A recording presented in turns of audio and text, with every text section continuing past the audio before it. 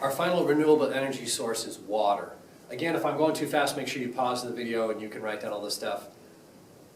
Hydropower, very important. We've used it for hundreds of years in this country and other countries to do all kinds of things like grind wheat, from a water wheel or whatever. You can have large scale and small scale, so if somebody has a creek on their property or a river on their property, they can actually put in a small hydro power plant and generate electricity on their property, or we can have large scale ones. The largest one was in China on the Yangtze River. It actually produces the same amount of power as 25 nuclear power plants.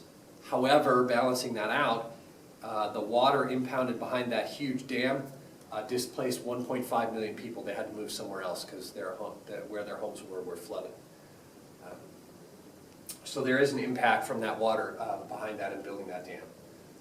For the most part in the world, all the good sites have been built on, so it's not like we can just build a whole bunch more dams and make a whole bunch more power for the world. It doesn't necessarily look like that, although there are a lot of small scale projects that could be done, just not huge ones that would power large areas. The country of Norway, it gets 99% of its power from hydroelectric, so a lot of countries are very dependent on this, some in South America as well. There's another way we can do this. We can use tides, so that's actually what this dam is. It's set up in an inlet, and so when the tide moves in, it turns turbines one way. When the tide comes out, it turns turbines the other way. It's an ingenious way to create electricity near the ocean. And also we can use wave energy. A lot of this is revolutionary new technology. All these things that we can put in the water, on the surface, under the water, that are moved up and down and side to side, etc., by the ocean waves, and that will produce all kinds of energy as well. There are some issues with that,